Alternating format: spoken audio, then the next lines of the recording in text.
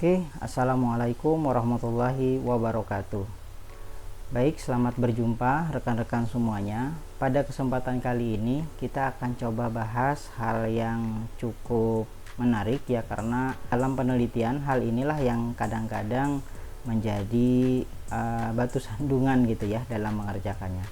Yaitu kita akan membahas terkait proposal penelitian ya, yaitu bagaimana menulis untuk pendahuluan atau bab satunya. Nah, bagaimana standar-standarnya atau bagaimana sih tipsnya untuk menulis ini agar bab satu kita itu memiliki latar belakang masalah dan ya proposalnya yang utuh dan bagus gitu ya. Nah, ini kita akan coba bahas untuk bagaimana menulis bab satu ya. Seperti kita ketahui, paling tidak di dalam bab 1 itu ada 4 hal yang harus ada gitu ya. Bab 1 pendahuluan itu ada banyak template, ada banyak isian di dalamnya, tapi secara umum paling tidak memiliki 4 hal ini. Yang pertama itu adalah 1.1 misalnya adalah latar belakang masalah. Terus yang kedua adalah rumusan masalah. Dan yang ketiga adalah tujuan penelitian, dan yang keempat itu manfaat atau kontribusi penelitian. Nah, paling tidak ada 4 hal ini yang harus ada di dalam pendahuluan. Mungkin ada tambahan misalnya batasan masalah gitu ya, terus metode penelitian. Nah, itu mungkin hanya sifatnya tambahan, tapi yang harus ada adalah 4 ini. Nah, kita akan coba bahas satu persatu dari isi ini, bagaimana mengisinya gitu ya, dan apa saja mungkin kesalahan yang sering terjadi ketika menulis pendahuluan ini ya.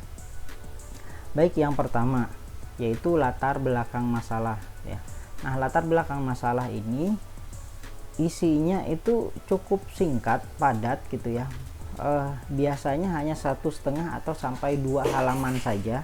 Nah, jadi dalam latar belakang masalah ini kita itu harus menuliskan seperti apa gitu ya. Nah, tujuan latar belakang masalah itu adalah memberi argumentasi bahwa masalah penelitian yang kita angkat itu sangat valid gitu ya, atau valid gitu ya.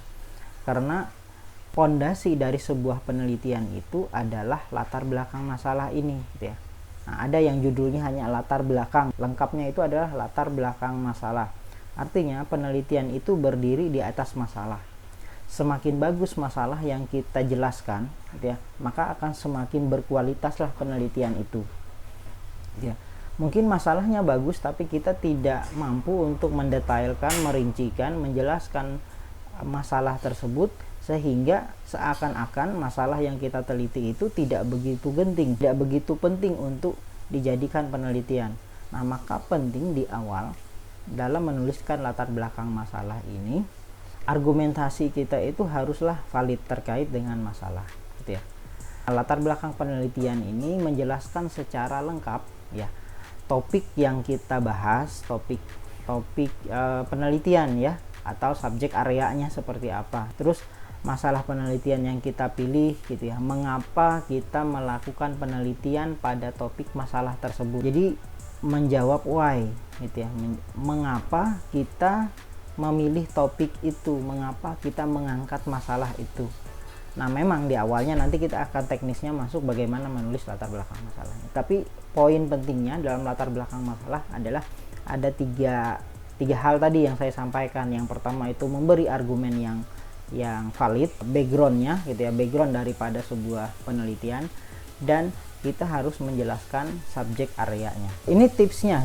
Latar belakang masalah itu harus mampu menjawab mengapa, why dari judul penelitian kita.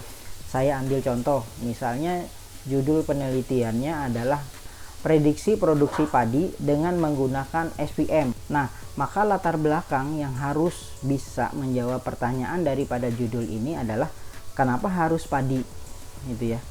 Jadi kan prediksi produksi padi ya. Terus mengapa prediksi produksi padi? Nah, itu variabelnya ini gitu ya. Kenapa harus padi? Kenapa harus prediksi produksi padi? Mungkin saja kan bisa dalam hal padi itu menanamnya gitu ya, dan lain-lainnya. Nah, ini kita harus bisa menjelaskan dalam latar belakang ini. Terus mengapa kita menggunakan metodenya ya, SPM tadi, support vector machine. Kenapa kita harus menggunakan metode ini? Kenapa harus berbasis particle swarm? Nah, kalau yang aplikasi akuntansi misalnya, kenapa harus berbasis web? Kenapa harus localhost gitu ya? Nah, ini harus menjawab gitu ya dalam latar belakang masalah. Ya, singkat, padat, tapi to the point gitu ya dalam menjelaskan di latar belakang masalah ini. Nah, itu yang ada. Nah, pola alur dan pokok pikiran paragraf ini dalam latar belakang masalah itu seperti piramida terbalik. Apa maksudnya? Yaitu dari hal yang umum. Nah, ini dalam bahasa Indonesia ya, ada deduksi, ada induksi gitu ya dalam membuat paragraf. Nah, ini kalau dalam latar belakang masalah itu piramida terbalik, yaitu dari hal umum dulu sampai ke paling bawah atau paling akhir penulisan latar belakang itu hal yang khusus ya, sampai ke judul. Dari hal yang umum, hal yang global dulu kita bahas, misalnya kita membahas mau membuat sistem informasi akuntansi gitu ya. Mungkin yang kita bahas di awal adalah bagaimana dari lingkungan gitu ya, lingkungan di Indonesia lah misalnya, bagaimana sistem informasi ini dipakai gitu ya. Terus yang kedua, bagaimana usaha misalnya UMKM yang ada. Nah, baru kita angkat masalah gitu ya. Nah, baru sampai akhirnya kita mengangkat judul bahwa sistem informasi ini sangat dibutuhkan oleh UMKM tersebut misalnya. Jadi kunci keberhasilan menyusun latar belakang masalah penelitian adalah seberapa komprehensif kita merangkum penelitian kita. Tulisan yang baik adalah dengan hanya membaca latar belakang masalah, orang langsung bisa memahami apa yang kita lakukan pada penelitian kita.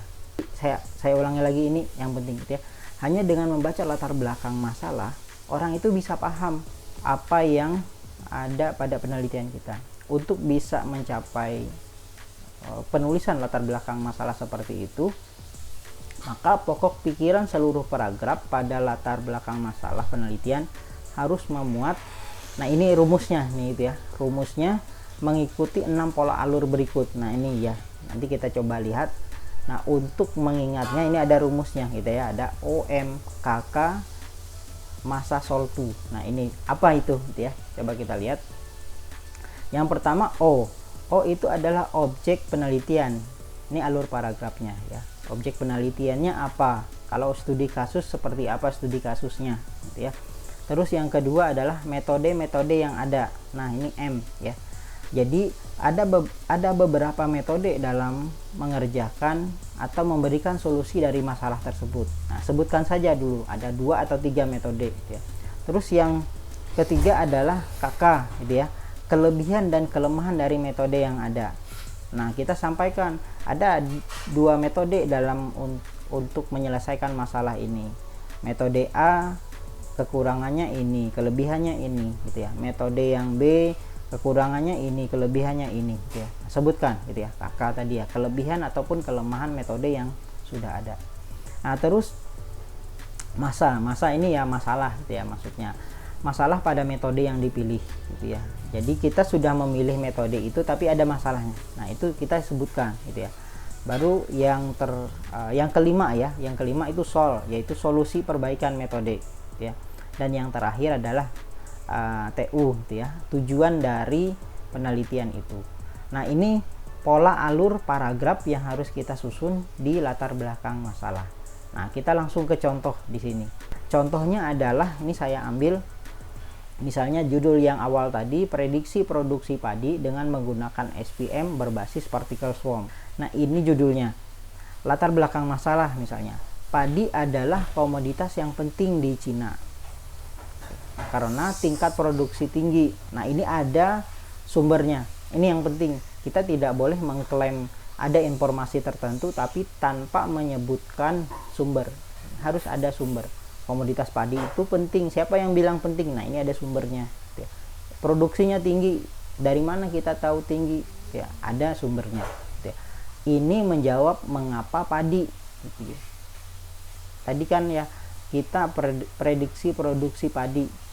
Nah, ini menjawab why padi gitu ya. Mengapa kita memilih padi? Nah, padi adalah karena komoditas yang penting dan produksinya tinggi. Itu yang pertama. Terus kalimat berikutnya, produksi padi perlu memprediksi dengan akurat karena hasil produksi yang akurat sangat penting untuk membuat kebijakan nasional. Ini menjawab untuk pertanyaan kedua, mengapa prediksi produksi padi? Ya, ini adalah objek dari penelitian kan, yaitu prediksi produksi padi. Ini perlu diprediksi dengan akurat karena ini membuat untuk kebijakan gitu ya. Nah, menjawab pertanyaan yang kedua, mengapa prediksi produksi padi, ini adalah objek penelitian. Oke, paragraf selanjutnya, metode prediksi rentet waktu. Nah, ini berbagai macam metode yang ada gitu ya. Pertama, prediksi rentet waktu dengan seperti SPM gitu ya, support vector machine. Nah, ini ada sumbernya, sebutkan ya, diusulkan oleh banyak peneliti untuk prediksi produksi padi. Nah, ini menjawab metode-metode yang ada. Nah, sebutkan ada beberapa metode tadi gitu ya. Nah, lanjut ke paragraf berikutnya, NN memiliki kelebihan.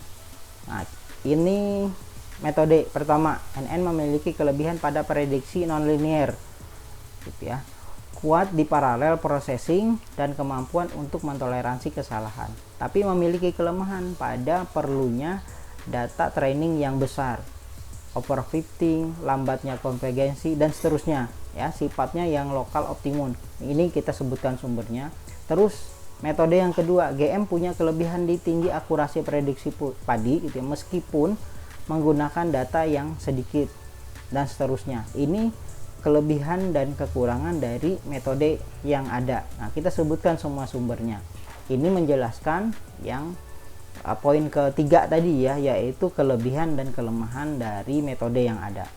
Oke, lanjut ke paragraf berikutnya, kita melihat masalah pada metode yang dipilih, yaitu misalnya tadi kita memilih SPM gitu ya, support vector machine tadi dapat memecahkan masalah NN dan GM, yaitu overfitting dan lambatnya konvergensi. Nah, ini masalah yang ada dipilih dan kita itu menjawab mengapa kita memilih SPM tadi, mengapa kita memilih metode yang kita gunakan. Nah, ini harus ada. Kita lanjut lagi ya, untuk menjawab kenapa kita berbasis itu gitu ya, berbasis particle swarm tadi atau yang lain teman-teman, misalnya membangun aplikasi kenapa berbasis web gitu ya, atau berbasis lokal, itu perlu dijelaskan juga dalam latar belakang masalah. Dan ini sekaligus solusi perbaikan dari metode yang kita jelaskan di atas tadi, adalah metode optimalisasi yang terbukti efektif digunakan untuk memecahkan masalah. Nah, baru yang terakhir yaitu rangkuman dari tujuan penelitian kita. Kita akan step di bagian akhir ini. Pada penelitian ini, PSO ya, atau metode yang kita pilih tadi diterapkan untuk pemilihan parameter SPM yang sesuai dan optimal, sehingga hasil prediksi produksi padi itu lebih akurat gitu. Nah, ini contoh latar belakang masalah yang utuh gitu ya. Ini hanya singkat ya. Nanti kita dalam penulisan proposal kita bisa lebih explore lagi ya, tadi saya bilang bisa sampai 2 halaman untuk menulis latar belakang masalah ini, 1,5 atau 2 halaman itu sudah cukup. Nah, ini contohnya ya. Baik, kita lanjut ke latar belakang masalah ini, bahwa dalam tadi seperti contoh yang disebutkan di atas tadi harus dilandasi dengan publikasi paper yang kuat atau artikel orang lain itu yang berkualitas gitu. Misalnya kalau di Indonesia ya harus yang Sinta, jangan kita mengambil, kalau nanti sebagai referensi yang lain boleh gitu ya, sebagai tambahan atau sebagai bahan bacaan saja boleh, tapi sebagai referensi dalam latar belakang masalah ini kita harus memilih publikasi yang bereputasi gitu ya, atau jurnal yang berimpact faktor tinggi ya, misalnya yang Scopus atau Sinta 1, Sinta 2, Sinta 3 minimal gitu ya. Nah, ini yang perlu diperhatikan. Terus yang kedua adalah harus dipahami bahwa tujuan daripada latar belakang masalah adalah memberi argumentasi yang kuat gitu ya, bahwa masalah yang diteliti kita itu sangat penting dan genting untuk diteliti itu ya. Terus yang ketiga adalah menggunakan kata peneliti atau penulis Nah, ini kadang membuat kalimat ini menjadi pasif ya. Nah, ini dalam pemilihan kalimat saja. Nah, ini misalnya contoh ya. Peneliti akan melakukan pemecahan masalah tersebut dengan metode A. Nah, tapi kita ubah kalimatnya menjadi metode A akan diterapkan untuk memecahkan masalah tersebut. Nah, beda ya dengan yang pertama tadi. Jadi, tipsnya lagi gitu ya dalam menyusun latar belakang masalah. Cara yang paling cepat dan manjur ini ya, manjur supaya kita mahir menulis paper ilmiah atau proposal, baik itu ya tugas akhir, skripsi, tesis, adalah dengan melakukan ATM gitu ya, amati, tiru, modifikasi gitu ya. Banyak membaca paper gitu ya, lihat bagaimana para peneliti itu menuliskan hasil penelitian. Sebenarnya yang paling banyak effortnya dalam kita penelitian itu adalah membaca gitu ya. Jadi membaca ini adalah 90% hal yang harus kita lakukan dalam ketika kita melakukan penelitian. Tanpa kita membaca, maka kita akan kosong, tidak punya isi. Biasanya mahasiswa ada yang mentok ketika bimbingan, Pak ini isinya apa, saya bingung apalagi untuk menuliskannya, seperti itu. Kenapa bisa muncul pertanyaan seperti itu? Ya mohon maaf, karena isinya kosong. Kenapa kosong? Tidak diisi dengan membaca. Nah, jadi harus membaca agar kita itu banyak isinya. Setelah banyak isinya, kita akan mudah menuangkan hasil pikiran kita. Ya tinggal kita pilih kalau kita sudah banyak kosakata atau sudah punya banyak referensi itu ya untuk menuliskan. Jadi kuncinya adalah banyak membaca.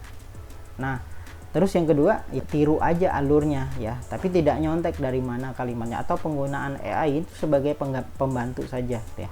Nah, baru setelah itu kita modifikasi pelan-pelan tulisan yang kita buat. Nah, caranya seperti itu agar lebih cepat kita dalam menulis latar belakang masalah. Itu poin yang pertama. Poin yang kedua, itu tadi latar belakang masalah. Poin yang kedua adalah 1.2 rumusan masalah. Nah, rumusan masalah ini adalah harus merangkum suatu masalah penelitian dari uraian pada latar belakang masalah yang sudah kita jelaskan di sebelah atas tadi gitu ya. Nah, karena dia rumusan masalah, bahasa yang digunakan juga adalah bahasa masalah, yaitu adalah kalimat tanya gitu ya.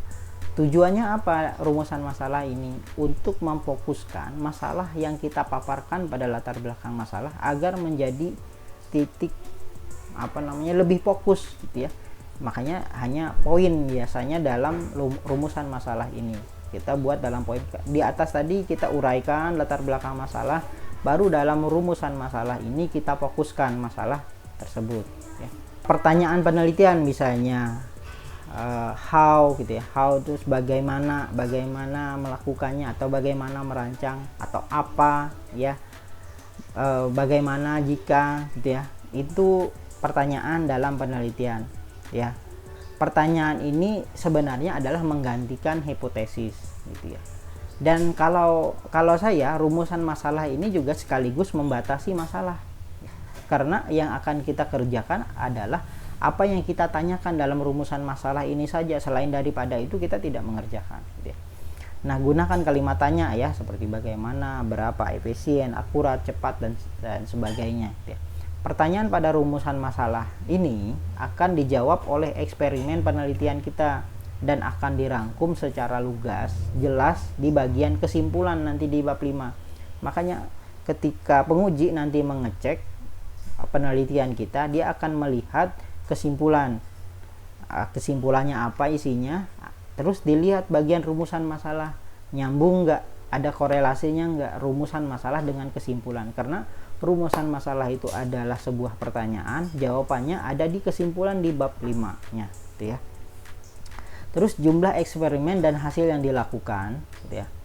Di bab hasil dan pembahasan ya, bab 4 ditentukan oleh jumlah pertanyaan dalam rumusan masalah ini gitu ya. Ketika rumusan masalahnya itu banyak, poinnya ada 4 misalnya, berarti hasil dan pembahasan di bab 4-nya nanti juga pasti ada 4 poin yang besar seperti itu gitu ya. Jadi perhatikan rumusan masalah ini, karena nanti implikasinya pada hasil dan pembahasan di bab 4 ya. Nah, rumusan masalah tadi ya, kita uraikan dalam poin-poin agar satu poin itu satu variabel masalah tersendiri gitu ya, jangan digabung, agar mudah dipahami saja ya. Oke, itu rumusan masalah. Terus yang ketiga itu tujuan penelitian. Nah, tujuan pada hakikatnya adalah judul yang diuraikan lebih detail. Jadi pasti bahasanya itu bahasa judul ya, tidak jauh-jauh dari judul tujuan penelitian ini. Ya di dalamnya misalnya harus memuat metode dan tujuan beserta pengukurannya, ya sinkron dengan masalah juga ya. Ya masalahnya ada 3 poin berarti tujuannya juga 3 poin gitu ya, jangan lebih. Karena kalau lebih, nah itu artinya ada yang kurang sinkron nih, apakah itu masalahnya atau tujuannya gitu ya. Sama, uraikan dalam bentuk poin ya. Jadi satu masalah, satu tujuan gitu ya. Nah itu kaitannya dengan rumusan masalah sebelah atasnya tadi. Terus yang terakhir yaitu manfaat penelitian atau kontribusi dari penelitian. Jadi hal yang baik yang datang setelah tujuan penelitian itu tercapai, baik dari sisi teoritis maupun organisasi ya. Manfaat itu bukan mengulang tujuan, sekali lagi. Nah ini juga diuraikan dalam bentuk poin. Nah ini tidak mesti harus sama dengan tujuan ataupun rumusan masalah poinnya, bisa jadi lebih gitu ya. Nah mungkin contoh analoginya seperti ini. Kalau saya tanya ke teman-teman mahasiswa, tujuan kalian kuliah itu apa sih ya, tujuannya. Nah kalau kita itu tujuannya kuliah ingin mendapatkan gelar, ingin mendapatkan ijazah, berarti kurang tepat gitu ya. Jadi tujuannya kita kuliah, tujuannya kita sekolah itu kan untuk mencari ilmu, itu tujuannya ya. Nah setelah kita dapat ilmu, manfaatnya apa? Nah manfaatnya kita bisa membantu orang gitu ya. Manfaatnya kita nanti bisa melamar kerja, itu manfaatnya. Tapi kalau tujuannya adalah tadi untuk mencari ilmu, dapat ijazah, dapat gelar, nah itu nanti adalah dampaknya gitu ya. Dampak daripada kita kuliah gitu ya. Oke, sekarang kita ke contoh bagaimana dalam menulis rumusan masalah, tujuan dan manfaat tadi gitu ya. Nah, tadi kan masalah dari penelitian tadi adalah SPM adalah algoritma yang memiliki performa sangat baik, prediksi rentet waktu gitu ya. Tapi SPM juga memiliki kelemahan, ya sulitnya pemilihan parameter dan seterusnya ya. Pertanyaannya atau rumusan masalah kita dari permasalahan tersebut, seberapa tinggi metode SPM apabila PSO diterapkan proses pemilihan parameter yang optimal. Maka pertanyaannya adalah bagaimana peningkatan akurasi SPM apabila PSO diterapkan pada proses pemilihan parameter yang optimal, atau bagaimana pengaruh. Nah ini ya, lihat kata kunci di awalnya gitu ya. Bagaimana peningkatan, bagaimana pengaruh, bagaimana implementasi, misalnya kalau yang perancangan ya. Nah jadi pertanyaan dalam rumusan masalah seperti itu. Nah tujuannya ya jelas ya. Tujuannya misalnya poin yang pertama tadi ada menerapkan PSO untuk. Nah bahasanya kata kuncinya adalah untuk. Nah ini yang perlu digaris bawahi. Tujuan itu biasanya bahasanya ada kata untuk. Nah ini tujuan, menerapkan PSO untuk pemilihan parameter yang optimal pada SPM sehingga dapat meningkat akurat hasil prediksi. Nah itu tujuan ya. Seperti itu mungkin dalam menulis latar belakang masalah. Saya harap kita bisa menuliskan bab 1 ini dengan lancar, dengan bagus, dengan baik ya, agar kualitas daripada penelitian kita itu akan tercermin dari bab 1 ini. Demikian saran saya agar bisa lancar adalah banyak membaca paper atau artikel. Demikian, mohon maaf jika ada kekurangan. Jika ada pertanyaan silahkan nanti bisa diskusi lebih lanjut. Demikian dari saya akhiri. Assalamualaikum warahmatullahi wabarakatuh.